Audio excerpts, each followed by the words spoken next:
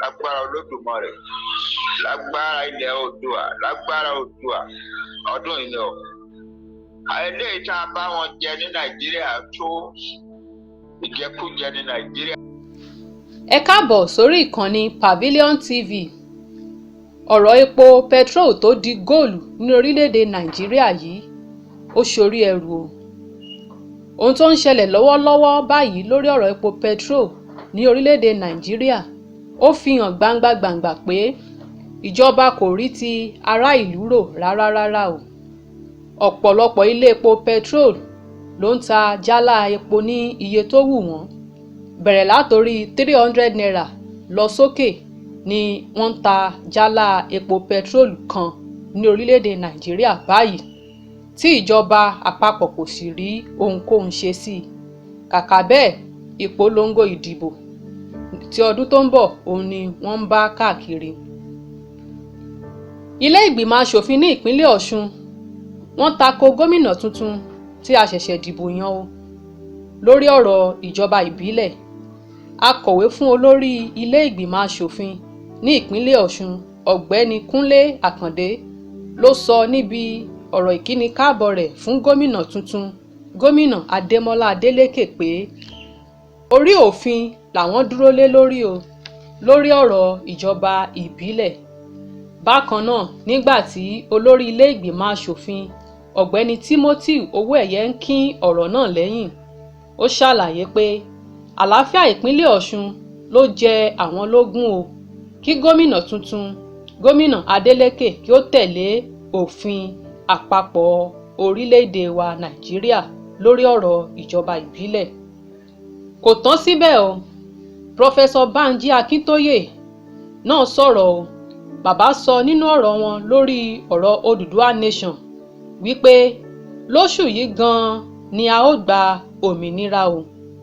Bàbá tẹ̀síwájú pé kódà kò ní di ọdún tó ń bọ̀ kí orílẹ̀ Yorùbá kí ó tó gba òmìnira.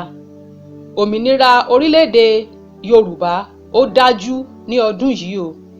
Bí bàbá ṣe sọ òun leléyìí, ẹ jẹ́ ká gbọ́ síwájú sí i.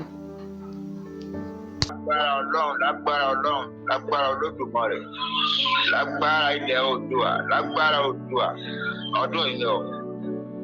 Eléyìí tá a bá wọn jẹ ní Nàìjíríà tó ìjẹkújẹ ní Nàìjíríà. Nàìjíríà is the land of death and destruction. Eléyìí tá a rí gbẹ̀yẹn tó. Àwa Yorùbá ti decide pé à ń lọ lé nǹkan tí gbogbo yín sọ fún mi nìyẹn pé ó ti tó, bàbá fẹ́ relé àdúró sí àárín Nàìjíríà mọ́. Ọmọ kankan lẹ́tà kan ránṣẹ́ sí mi lẹ́nu ọjọ́ mẹ́ta ìjẹ́ bá gbọ́ burúkú tó sọ. Ó ní all the good things that was made for the good of man has been destroyed in the ill-conceived, ill-fated experiment called Nigeria. Nigeria is going back to the Stone Age, and we don't want to go there with them. So we are living now. That's it. It's as simple as that. Adebani Kakanja.